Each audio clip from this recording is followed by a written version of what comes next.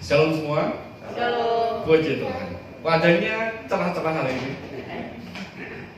Yon siap-siap bikin ketupat. Iya, ayahnya lagi cari payah Duh. buat sayur. Semoga kebahagiaan. Saya masih kebahagiaan ya. Puji nama Tuhan. Besok selesai iman kita, sepupu kita akan merayakan hari kemenangan. Salah satu bulan ini mereka berpuasa. Yon ikut puasa nggak? Atau ikut nyiapin bekal puasa? Loncat-loncat. Iya. Tapi luar biasa ya, kita bisa melihat kebahagiaan mereka ketika selesai berpuasa, lalu mereka malam ini takbiran ya, Iya. takbiran malam hari ini, dan mereka besok akan merayakan kemenangan. Saya ingat waktu kecil tinggal di Cibulan sama Kok Kiki, itu tuh tiap bulan puasa itu selalu digaduhkan dengan teman-teman tetangga yang membangunkan sahur setiap pagi. Wah, hebohnya luar biasa. Ada keliling pakai beduk, pakai kentong, pakai apa, yang penting semua pada bangun. Kami ikut bangun, apalagi rumahnya belakang masjid kan. Jadi setiap ada event-event yang mereka bikin, entah takbiran atau muludan atau rajam atau apa, bukan terpaksa sih, mau nggak mau kita ikut gitu kan. Ketika mereka melihat lagi sibuk memasang dekorasi di masjid, saya ikut membantu pasang dekorasi di masjid. Pukul beduk, saya jago ikut pukul beduk, karena kan teman-teman sebenarnya main pukul beduk, jadi ikut juga. Jadi ada kebersamaan yang luar biasa ketika melihat ketika teman-teman kita semuanya ikut berbahagia, ya kita juga ikut berbahagia. Ya puji Tuhan. Kalau lebaran minggu pertama pagi-pagi itu hari pertama kupatnya banyak, ada semur, kenyang, ikut kenyang juga. Puji nama Tuhan. Ikut berbahagia dengan apa yang mereka sedang merayakan besok ya. Puji nama Tuhan. Senang sekali kita bisa memasuki bulan yang baru hari ini. Ingat bulan apa ini? May Day hari buruh internasional ya, seluruh dunia merayakan May Day, hari buruh internasional. Dan kita masuk bulan baru, kita pun akan masuk ke tema yang baru. Tapi tema ini bikin saya deg-degan, bikin saya agak, saya malu menyampaikan tema ini. Tetapi ini adalah tema yang berkelanjutan yang sudah kita sepakati bersama-sama. Kita akan bahas tema ini supaya semuanya terberkati. Kita coba buka ya ayat emas kita selama beberapa bulan terakhir kita membaca bersama-sama. Bu Bunyi bisa tolong bacain di dalam 2 Petrus 1 ayat emas kita. Apa yang belum ditambahkan di sana? Ketekunan ya. Coba baca dari ayat 3. Panggilan dan pilihan Allah. Justru karena itu kamu harus dengan sungguh-sungguh berusaha untuk menambahkan kepada imanmu kebajikan, dan kepada kebajikan pengetahuan, dan kepada pengetahuan penguasaan diri, kepada penguasaan diri ketekunan, dan kepada ketekunan kesalehan, dan kepada kesalehan kasih akan saudara-saudara, dan kepada kasih akan saudara, kasih akan semua orang. Kita sudah bicara tentang iman, lalu kebajikan, lalu pengetahuan, bulan lalu penguasaan diri, dan sekarang kita masuk yang kelima. Apa itu? Ketekunan. Waduh, saya kalau melihat diri saya malu untuk bicara soal ketekunan, karena saya juga bukan orang yang tekun amat gitu kan. Tetapi ini yang akan kita coba pelajari, apa sih itu ketekunan? Sesuatu yang sering kita dengar bersama-sama, tetapi melakukannya ini yang tidak mudah. Kalau 1, 2, 3 kali rajin atau tekun, it's okay lah, semuanya pasti akan bisa lakukan. Tapi kalau bertahun-tahun kita lakukan, berulang-ulang kita lakukan, masihkah kita mengatakan kita ini orang yang tekun? Rasanya jauh. Kita mungkin belum menjadi orang-orang yang tekun, karena mungkin kita cepat-cepat bosan. Apalagi generasi zaman sekarang ya, dengan digitalisasi yang luar biasa, banyak orang yang terpacu untuk tidak tekun. Contoh kalau kita main game, Bun suka main game nggak? Kadang kalau Tapi enggak yang serupa yang itu family. Nah, ya gitu-gitu kan. Tetapi ada kadang kalau kita main game nih, ya udah misalkan skornya udah ketinggalan atau udah kalah. Pusing-pusing amat, restart lagi aja dari awal lagi gitu kan. Pernah nggak kayak gitu? Kita udah jalan nih, tapi gagal lagi, di restart lagi dari awal. Jadi bukan melanjutkan permainan, tapi baru setengah jalan kita merasa kita bakal kalah, udah restart lagi, kita udah pertama lagi. Karena nggak mau melanjutkan bahwa siapa tahu bisa kita akan dapat bonus lagi, dapat nyawa lagi, sesuatu yang baru lagi, dan kita bisa terus melanjutkan permainan. Enggak, kita selalu pengen cepat selesai, lalu instan, lalu cepat dapat hasilnya, tanpa dilalui dengan berbagai macam bentuk ketekunan yang kita bisa lakukan bersama-sama. Tetapi inilah yang terjadi atas kita semuanya. Nah, beberapa waktu lalu saya mendengar khotbahnya Pak Supeno, saya dikasih tahu ada sebuah buku, namanya ini bukunya. Saya langsung beli, saya pesan online, judulnya Grit. Ini kekuatan passion plus kegigihan. Ini belajar tentang kegigihan atau ketekunan. Dia seorang penulis.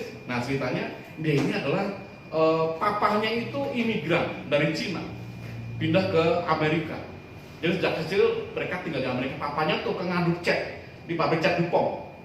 Terus lalu papanya orang yang hebat. Dia selalu bilang sama anak yang namanya Angela Duckworth. Mungkin Duckworth nama suaminya, nggak tahu ya. Namanya Angela, kamu itu nggak pintar, kamu tuh biasa aja gitu. Nah, ini rupanya anaknya terpacu. Karena papanya ngomong gitu tuh dia terpacu untuk tekun, untuk berusaha, untuk mengoyo hidupnya. Sampai betul dia seorang penulis. Nah, dia mulai menemukan sebuah tes, namanya grit test atau tes kegigihan. Kenapa? Karena dia mengamati, kenapa ya kok banyak orang-orang hidupnya gagal? Kenapa mereka alami kegagalan terus? Padahal mereka melewati proses yang sama. Tapi kok ini berhasil, ini kok gagal gitu kan. Lalu dia mendapat kesempatan untuk mengamati sebuah tempat pelatihan militer di West Point di Amerika. Nah, itu tempat orang-orang pinter yang melahirkan jenderal-jenderal. Minimal keluar dari situ jenderal bintang 2, bintang 3, bintang 5 udah paling hebat. Tapi minimal bintang 2 itu kelulusan sana semua, jenderal-jenderal semuanya. Nah, si Angela ini kasih kesempatan untuk melihat apa yang terjadi supaya mereka bisa atasi. Kenapa sih kok bisa gagal, kok bisa berhasil? Rupanya kita amati ini orang-orang hebat semua yang masuk sana. Nggak ada orang ngecek-ngecek bisa masuk situ. Orang luar biasa, terpilih. Pemerintah gelontorkan banyak dana besar untuk mencetak jenderal-jenderal yang hebat. Tapi di tahun pertama yang berguguran dari 100 orang yang masuk, mungkin 50 udah gugur. Di tahun kedua makin sedikit, di tahun ketiga makin sedikit. Dan mungkin dari 100 orang yang mungkin masuk, mungkin cuma 5 orang yang bisa lolos dari West Point ini. Tesnya sama, ujiannya sama. Tetapi kenapa yang ini bisa berhasil, jangan gagal? Rupanya dia mengamat, oh ternyata kegigihan yang membuat mereka bisa berhasil. Bukan kepintaran, bukan kekuatan otot fisiknya, bukan karena dia punya minat yang besar, bukan. Tetapi karena kegigihan yang mereka miliki. Mereka sabar setiap hari, mereka gigih, mereka berjuang setiap hari. Lulus mereka dari sekian banyak orang, hanya beberapa gelintir orang yang muncul di sana. Dan dia amati bahwa ternyata betul ya, kegigihan ini bisa membawa kita ke puncak. Tetapi pada kenyataan sejujurnya kita alami, kita nggak banyak punya ini. Kita nggak banyak memiliki sifat ini. Padahal ini adalah salah satu sifat yang baik yang Petrus juga sampaikan kepada orang-orang percaya. Engkau sudah punya iman ya, engkau sudah punya iman, tambahkanlah kepada imanmu.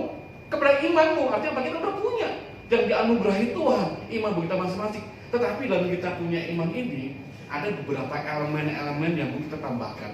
Yang pertama, kita sudah belajar tentang kebajikan.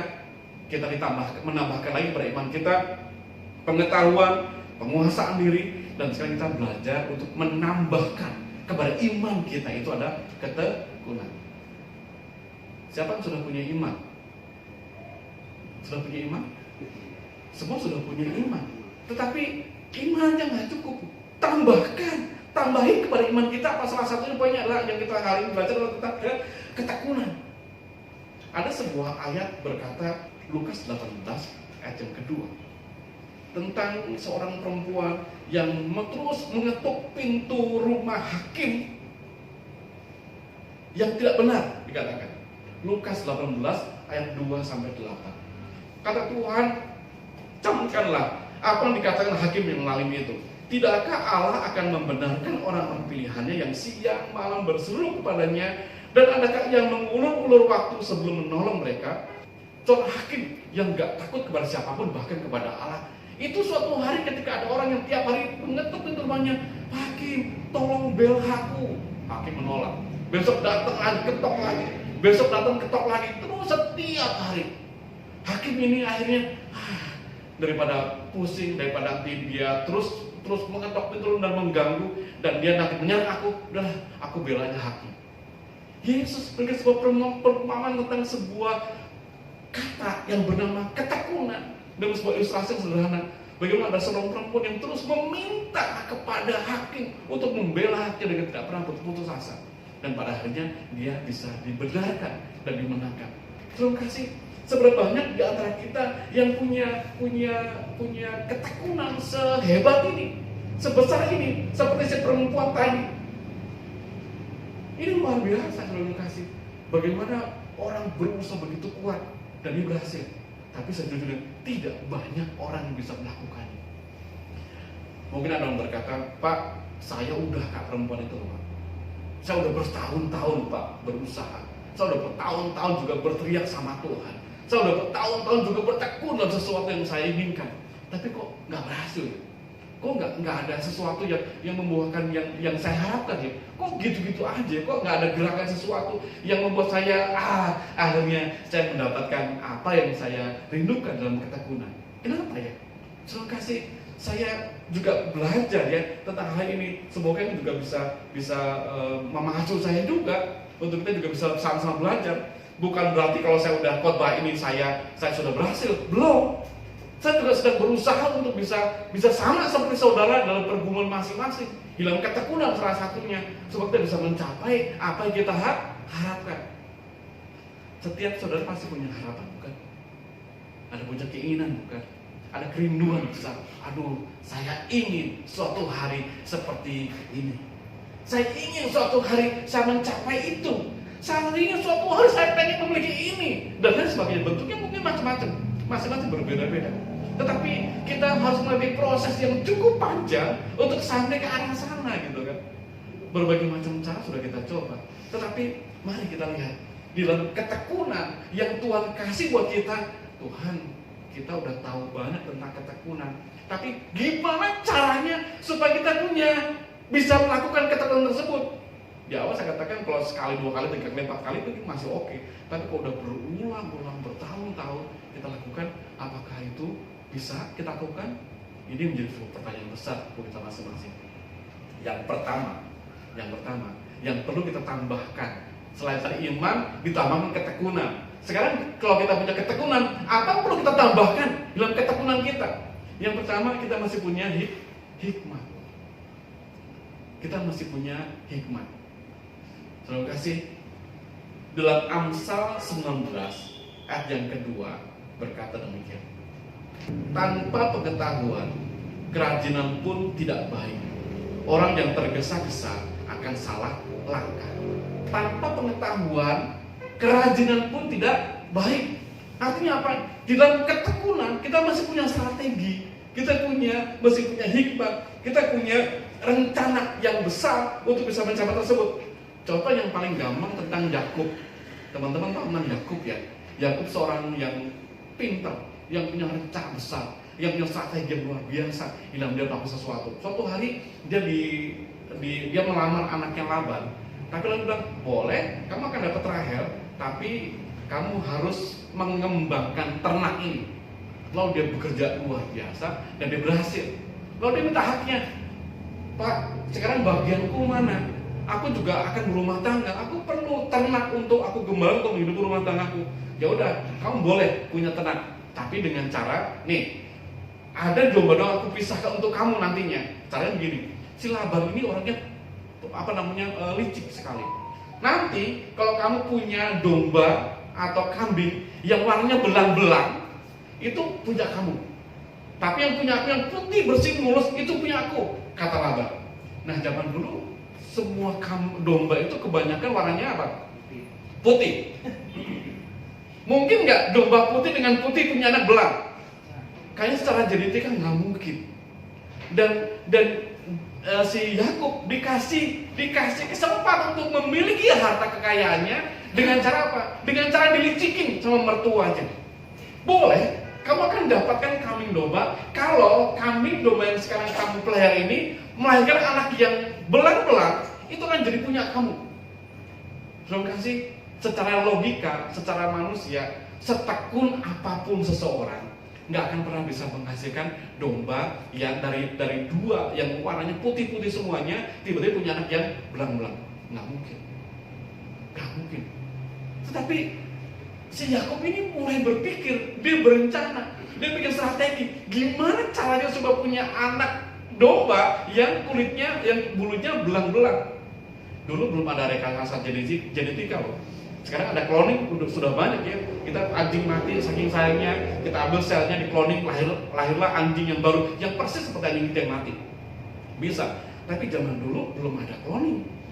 Lalu si Yakub ini dia mulai belajar, dia mengamati, dia meneliti sesuatu. Lalu dia ingat, oh ya, ada saat tertentu kalau kambing ini kawin di sebuah tempat dan dia dibikin supaya suatu hari menghasilkan anak-anak yang belang-belang. Caranya gimana? Dia ambil daun-daun dan batang-batang daun hawar namanya, itu dibesetin.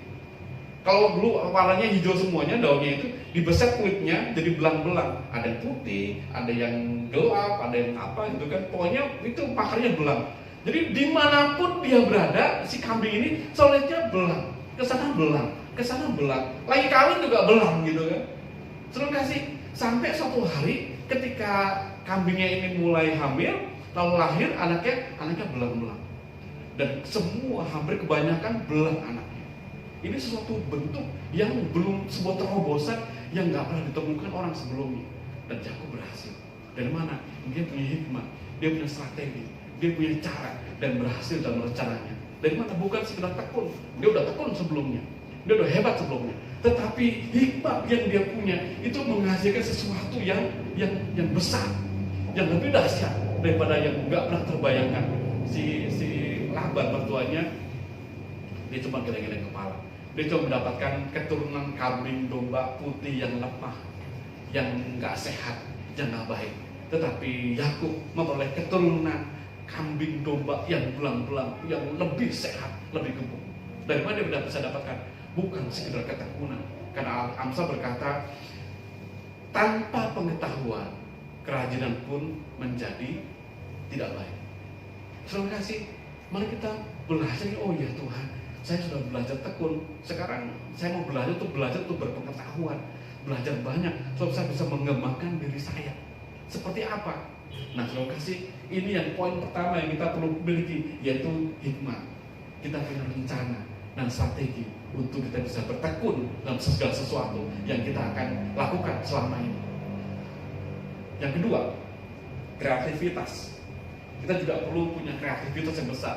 Nah, salah satu yang Yakub lakukan itu adalah satu bentuk kreativitas yang nggak dimiliki banyak orang. Kepikiran gitu loh. Kepikiran kok kayak gitu sampai dia kayu dibesar-besar, dipotong-potong, kok bisa jadi kayak gitu tuh. Ada orang berpikir mendefinisikan tentang ketekunan itu adalah kalau kita terus-menerus berusaha melakukan sesuatu sampai berhasil.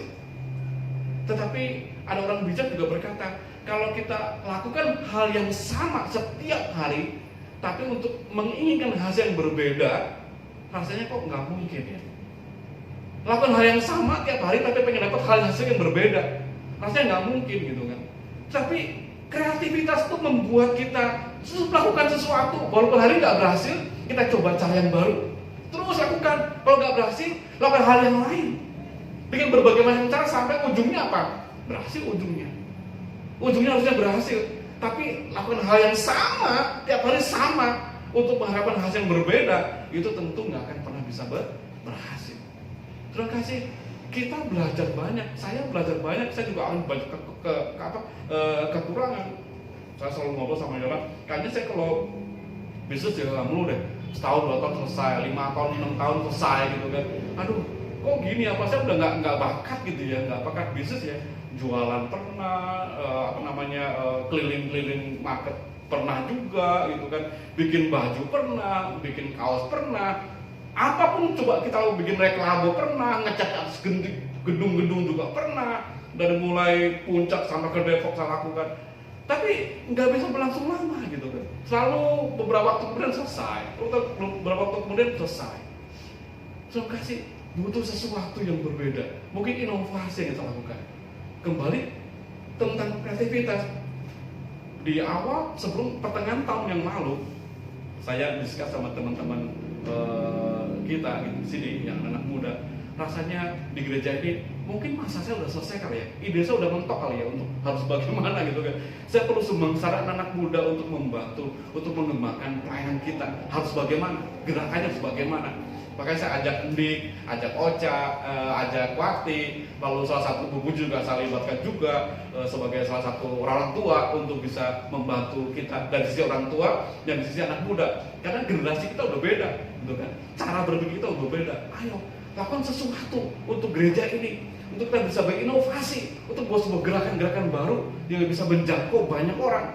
Kalau saya mungkin tahun demi tahun ya gitu-gitu aja gitu kan, mungkin nggak ada terobosan baru, nggak ada ide baru, udah mentok nih, udah nggak tahu berbagai macam cara. Saya udah pernah coba gitu kan, tapi mungkin saya terlalu berpikir di dalam kotak. Harus ada orang-orang yang memikir di luar kotak, yang melihat oh mungkin ini kurangnya begini, ini kurangnya begitu. Dan saya belum menemukan. Saya harus mencari orang-orang, teman-teman sepelayanan di sini yang membantu saya, yang membantu kita, pelayanan kita, supaya kita bisa mengembangkan diri lebih baik lagi. Bagaimana kita bisa menjangkau banyak orang. Minggu lalu saya tidak hadir di sini. Saya melayani jemaat Tuhan di Cengkareng, di tempatnya Ibu Ellen. Semangat mereka luar biasa, kreativitas mereka luar biasa, anak-anak muda bergerak luar biasa. Kalau saya ke sana, itu saya happy. Happy-nya kenapa? Saya disemangati. Lihat mereka memuji Tuhan, lihat mereka melayani Tuhan, melihat mereka bisa bersorak-sorak, merespon ketika ada orang berkhotbah berbicara. Itu memberkati saya. Padahal saya kan datang ke sana untuk melayani mereka ya. Saya melayani mereka dengan firman Tuhan, mereka juga memberkati saya dengan sesuatu yang berbeda. Makanya kalau teman-teman lihat di grup kemarin saya buat video, lihat ya. Semoga teman-teman sempat melihat video yang saya bagikan. Saya bilang, Bapak Ibu, boleh nggak saya ambil video sambil gitu? Mau berkampus, memberkati jemaat di Bogor, boleh, mau. Langsung saya ambil zoom, cuma beberapa detik. Tapi mereka berkata, Tuhan berkati jemaat Bogor, semangat. Wow, itu merinding saya mendengar seperti itu. Jadi suatu hal yang berbeda yang mereka bisa lakukan dan membuat banyak orang terberkati. Jujur, saya merindukan suasana itu. Saya merindukan gerakan ini. Jemaat antusias datang. Mereka mulai ibadah onset baru mulai bulan April ini. Baru 4 kali mereka lakukan. Tapi mereka datang dengan semangat yang luar biasa. Setelah 2 tahun mereka di rumah, nggak bisa ke gereja. Ketika keran untuk ibadah datang, mereka berbondong-bondong berebut untuk datang. Dan tempat itu penuh dengan jemaat Tuhan. Setelah 2 tahun mereka nggak bisa berbakti bersama-sama di dalam gereja. Mereka tahu tugas masing-masing. Mereka tahu harus berbuat apa untuk bisa memberkati banyak orang. Saya jujur merindukan teman-teman semuanya, jemaat Tuhan, mendukung pelayanan ini. Ini bukan buat saya kok. Saya tidak punya keuntungan apa-apa. Tetapi ketika kita bersama-sama bergerak ini, mari kita ingat ada jiwa-jiwa yang menanti untuk di situ. Ada jiwa-jiwa yang menanti untuk diberkati dengan keberadaan kita. Terima kasih. Kita sudah buat, kita sudah lakukan, dan Tuhan sudah melengkapi kita dengan apa yang ada hari ini. Sedari mulai kita nggak punya apa-apa, tapi Tuhan lengkapi kita hari ini dengan tempat yang baik, dengan fasilitas yang sempurna. Tinggal berjalan, mari kita kembangkan bersama-sama. Ini kerinduan besar. Sebab betul ada banyak orang yang diberkati Tuhan. Mari nyalakan lagi api ini. Dan mungkin butuhkan satu lagi yang namanya kreativitas untuk kita bisa membangun. Kita harus ngapain ya? Kita harus seperti apa ya? Mungkin masa saya udah selesai, mungkin era saya, pemikiran saya, ide saya mungkin udah usang, kalau saya idenya udah kuno, udah out of date. Ayo mari segarkan lagi. Bentuknya apa? Anak muda, saya mengundang supaya ayo keluarkan ide-ide kalian untuk bisa mengembangkan. Apalagi bentuknya? Saya tinggal mengayomi teman-teman. Saya tinggal memberkati teman-teman dengan firman. Saya tinggal mengajar teman-teman. Tapi aktivitasnya, mari kita berkreasi supaya menjadi makin hari makin membaik. Yang kedua, tentang kreativitas. Tentang yang tadi saya sampaikan. Lalu yang ketiga apa? Konsistensi. Nah, konsistensi ini pun juga kita perlu miliki bersama-sama. Bulan Juni besok, saya ada reuni teman-teman sekolah kita di Jogja. Kalau ada berkat, pada kesempatan saya juga ingin berangkat ke Jogja untuk ikut reuni 30 tahun Berarti saya sudah selesaikan sekolah saya 30 tahun lalu. Berarti saya melayani Tuhan udah lebih dari 30 tahun lalu. Dari Yohan belum lahir, saya sudah melayani. Dan di dalam masa-masa pelayanan ini, saya bisa melihat banyak anak-anak sekolah minggu yang sampai hari ini masih saya lihat dan saya layani, mereka tumbuh dengan luar biasa. Ada yang orang lagi hebat, ada yang sampai ke luar negeri, tinggal di sana, sekolah di sana, kerja di sana. Ada yang masih tinggal di Bogor dan tumbuh jadi orang yang hebat luar biasa. Saya bisa lihat Johan sekarang hari ini anaknya udah dua, menjelang 3 belum ya? Udah punya anak 2, itu luar biasa. Itu berarti kita udah punya cucu ya. Kita udah punya cucu rohani yang banyak, luar biasa di mana-mana. Beberapa hari lalu ketemu di Senang Kasih, salah satu ada teman kita kata Pak Sumsum, Johan masih ingat Sumsum nggak? Iya. Sumsum. Saya nggak kenal sama dia. Tapi tiba-tiba, Koko, Cici, ini orang yang membawa saya, mengenalkan saya dengan juru selamat saya, kata dia. Dia ngomong gitu di depan banyak orang. Aduh, rasanya gimana ya? Happy gitu loh.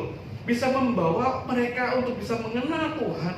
Jadi benih-benih yang kita tabur selama hampir 30 tahun yang lalu sampai hari ini, seolah-olah kok saya melayani biasa-biasa aja, cuma gini-gini aja. Tetapi pada kenyataan benih-benih itu bertumbuh. Benih-benih itu tumbuh. Saya lihat Kristen juga dari kecil dan sekolah minggu, sekarang tumbuh jadi anak yang luar biasa. Banyak yang saya saksikan mereka tumbuh jadi orang yang luar biasa. Benih-benih firman yang ditaburkan dari zaman dulu sampai sekarang itu, teman-teman, itu nggak pernah sia-sia. Nggak pernah sia-sia. Mungkin kita berpikir ya, kalau contoh saya mengalami, saya berpikir saya kok cuma gini-gini aja yang saya melayani ya. Dari zaman dulu sampai sekarang kok gitu-gitu aja, nggak ada perkembangan apa-apa, biasa-biasa aja. Tetapi penilaian Tuhan dengan penilaian manusia pasti berbeda. Tuhan melihat bukan besarnya keadaan kita, tapi berapa besar kita yang bisa membawa orang-orang datang kepada Allah dan dimenangkan bagi kerajaan Tuhan. 30 tahun, Juni besok saya selesai soal Alkitab, bertemu dengan teman-teman, seperti yang sudah kami bertemu juga, saya bisa melihat perkembangan mereka luar biasa. Orang-orang hebat bisa berkumpul. Dulu sama-sama menderita, sama-sama di asrama makan Indomie setiap pagi, berebutan air panas, berebutan makanan di meja makan. Kalau kita makan tuh harus siap siaga, di garpu di tangan kanan tuh udah mulai tancepin di ayam goreng kita sambil berdoa dan berjaga-jaga. Kalau kita meleng itu ayam bisa bilang ke beda orang lain. Orang teman-teman bercanda. Jadi itu berdoa dan berjaga-jaga tuh kayak gitu tuh, sampai garpu nancep di ayam goreng kita. Kita sama menderita dulu. Tapi setelah sekian tahun melihat orang-orang mereka bertumbuh dengan cara luar biasa, mereka dipakai Tuhan luar biasa. Dari mana datangnya? Dari mereka bertekun di dalam melayani Tuhan, bertekun di dalam pekerjaan Tuhan, bertekun di dalam pelayanan, pasang surut naik turun. Saya ingat teman-teman saya gereja dibakar, nangis. Gereja sama rumah itu kan jadi satu biasanya. Kalau mereka mengebelakang di kampung, itu gereja dibakar, rumahnya ikut terbakar. Dia nggak punya apa-apa, tapi Tuhan pelihara mereka luar biasa. Dan saya juga merindukan konsistensi kita di dalam melayani pun harus tetap sama. Semangat kita tetap sama. Ketika engkau bertemu dengan orang-orang, aduh, saya ingin melayani dia. Walaupun mungkin kelihatannya nggak ada hasil gitu kan, kayaknya gitu-gitu aja. Tapi ketika kita konsisten untuk bisa melakukannya, engkau akan berhasil. Saya akan tutup dengan satu kesaksian dulu di rumah saya di Ciburia, rumah orang tua saya. Bapak ibu saya tuh suka nampung orang. Jadi teman-teman dari Jawa yang datang yang belum punya pekerjaan atau yang masih luntang-lantung, suruh tinggal di rumah. Udah tinggal di rumah aja. Oke, mungkin pernah menyaksikan beberapa orang yang asing gitu ya di rumah keluarga kami gitu kan. Itu orang yang ditampung. Padahal keluarga saya juga bukan orang yang kaya gitu kan, bukan orang yang berada. Ya asal bisa makan sama-sama, oke cukup lah. Dia juga ngampar di bawah gitu, oke lah. Salah satu yang tinggal lama di rumah itu namanya Mas Arif. Mas Arif. Jadi dia pinter main gitar, dia suka melayani juga, tapi pelit bagi ilmu. Saya bilang, Mas, ajarin dong saya main gitar. Itu saya kelas SMA kelas 2 atau kelas 3 itu saya baru bisa main gitar, karena nggak punya gitar sebelumnya. Mas, ajarin dong main gitar. Nggak usah, ngapain belajar main gitar? Nggak usah, nggak penting dulu gitu. Sombong kali orang ini. Tapi saya suka denger dia main gitar. Setiap hari saya perhatiin caranya gimana. Mas, ajarin dong nih kayak gini nih, cepat gitu kan, biar saya nggak bisa. Ya, kalau gitu masa nggak bisa mas? Udah deh, mas tolong bikinin saya itu deh, saya tolong bikin gambar chordnya, tolong dibuatkan chord. Saya ingat ada 21 chord yang dikasih buat saya. Nih, belajar sendiri ya. Saya mulai belajar sendiri. Dia nggak awasin saya. Pakai gitar yang kayak ini nih, yang kawat. 2 minggu tiap hari pulang sekolah pegang gitar, pulang sekolah pegang, saya mau terus. Pas 2 minggu berakhir, saya bisa main gitar. Berapa tuh 2 minggu? Dia dengan tangan yang udah pada membiru di sini dan baal gitu kan, saya udah bisa main gitar selama 2 minggu. Dari mana? Dari mulai bertekun, lalu berkreasi, lalu konsisten. Walaupun babak belur tangannya gitu kan. Nggak ada nanti apa, yang penting saya udah punya contoh untuk membuat chord-chord tersebut dan bisa. Kalau itu bisa, tentu kita juga sama-sama bisa. Kita punya kemampuan yang sama. Semoga dalam kita melakukan ketekunan ini, 3 elemen yang tadi juga kita perlu tambahkan dalam hidup kita masing-masing. Yang pertama, mari kita punya hikmat seperti Yakub, membuat sesuatu yang mustahil menjadi nyata. Dengan domba yang putih bisa berubah menjadi domba yang belang-belang. Yang kedua, kita mesti punya kreativitas. Yuk kembangkan kreativitas kita. Berbagai macam ide, saran dan berbagai hal untuk bisa mengembangkan diri. Yuk kita lakukan bersama-sama supaya kau dan saya bisa lebih baik daripada sebelumnya. Yang terakhir tentang konsistensi. Yuk belajar kita konsisten dengan apa yang kita lakukan dan kita kerjakan. Semoga semuanya bisa menghasilkan sesuatu yang baik. Ada pepatah Cina berkata, tetesan air ini bisa melubangi batu. Batu yang keras, tiap hari ditetesin air, itu lama-lama batu itu akan menjadi bolong, berlubang. Karena secara konsisten batu itu terus menghajar, atau tetesan air tersebut secara konsisten menghajar si batu tadi. Lama-lama batunya akan bolong. Biarlah ketekunan kita disertai dengan hikmat, kreativitas, dan konsistensi kita menghasilkan sesuatu hal yang luar biasa. Saya terus berdoa semoga gereja ini pun akan berkembang dengan baik. Mungkin bukan di era saya berkembangnya. Ada orang-orang, saya masih menunggu seseorang untuk bisa menggantikan saya, saudara. Entah siapa, entah dari kalangan jemaat kita atau yang luar pun menggantikan, silakan siapapun saja. Yang penting jemaat ini tetap terpelihara dengan baik, tetap bisa diberkati, bertumbuh makin hari makin besar. Seperti tetesan-tetesan air yang dijatuhkan ke dalam sebuah batu yang kayaknya keras. Aduh Tuhan, ini kok keras amat ya, kok susah amat ya. Digali kayaknya banyak batunya seperti kita sedang membajak tanah yang bukan tanah yang subur tapi keras amat. Tapi dengan kita berusaha keras, berjuang dengan tekun, dengan kerja keras, semoga tanah ini berubah menjadi tanah dari tanah yang gersang dan kering menjadi tanah yang gembur. Ini doa saya. Semoga teman-teman ketika berdoa, mari doakan ladang ini. Ladang ini mungkin keras, ladang ini mungkin gersang, ladang ini mungkin kering. Tapi biarlah tetesan air mata yang kita tumpahkan untuk membasahi ladang ini akan menggemburkan ladang ini, sehingga benih-benih yang kita itu boleh bertumbuh dan berbuah-buah. Kelak kita akan bisa melihat, oh ya, saya ikut berperan di sana, saya ikut bekerja di sana. Ada sebuah kebanggaan tersendiri ketika kita dilibatkan Tuhan masuk dalam proyek yang luar biasa. Hari ini kesempatan terbuka besar untuk kita bisa lakukan sesuatu untuk gereja kita, untuk teman-teman kita, sehingga antusias itu boleh datang lagi. Amin. Semoga ini menjadi sebuah awal ketekunan yang baik yang kita bisa kerja bersama-sama. Walaupun jumlah kita nggak banyak, tapi itu cukup. Tuhan cuma punya 12 orang murid. Dia nggak punya ribuan murid, cuma 12 orang murid. Dia bisa mengguncangkan dunia ini. Dari mana datangnya? Ketika ada kesepakatan, ketika ada kesungguhan, ada komitmen dan ada ketekunan, mereka bisa bekerja dengan sungguh-sungguh sehingga berita itu diberitakan. Saya juga berharap dari tempat ini akan lahir orang-orang hebat yang akan membawa benih ini, bara ini ditaburkan kemana-mana, bisa menggarami, bisa menyehatkan, bisa menguatkan dan memulihkan semuanya. Kayaknya Tuhan memberkati kita semua.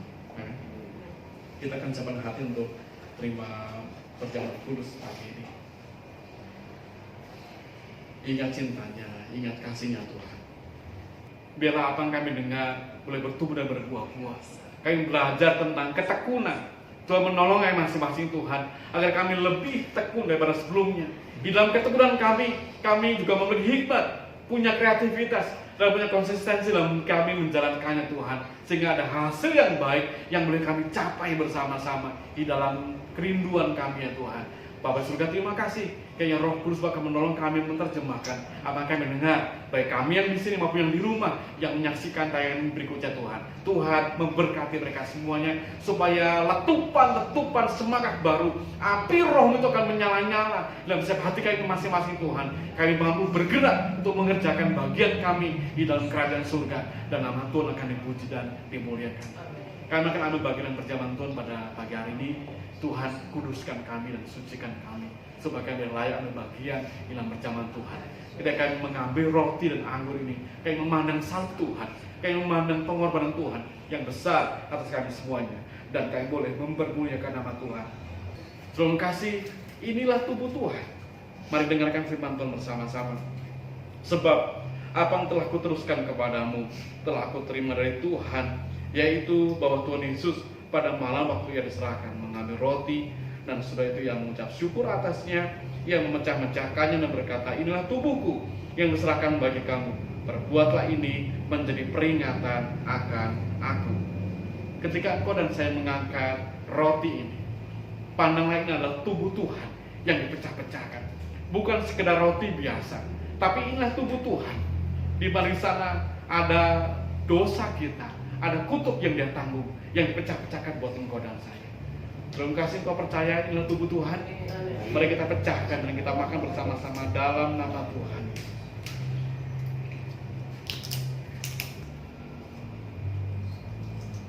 Demikian juga ia mengambil cawan sesudah makan, lalu berkata, cawan ini adalah perjanjian baru yang dibenterkan oleh darahku. Perbuatlah ini setiap kali kamu meminumnya menjadi peringatan akan aku. Sebab setiap kali kamu makan roti ini dan minum cawan ini, kamu memberitakan kematian Tuhan sampai ia datang. Jadi barang siapa dengan cara yang tidak layak makan roti atau minum cawan Tuhan, ia berdosa terhadap tubuh dan darah Tuhan. Inilah darah Tuhan yang ditumpahkan buat engkau dan saya. Dia mencurahkan sejak dari siksa sampai digantung di kayu salib. Setiap tetesan darahnya mengubahkan kita, mengampuni kita, menguduskan kita, bahkan menjadi meterai antara kita dengan Bapa di surga. Kiranya engkau memandangnya sebagai darah yang sudah menyucikan hidupmu semuanya, yang kau layak tinggal di hadapan Bapa di surga.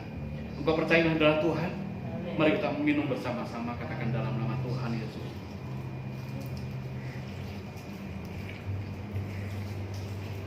Kami mengucap syukur ya Tuhan untuk perjamuan Tuhan yang boleh kami nikmati hari ini.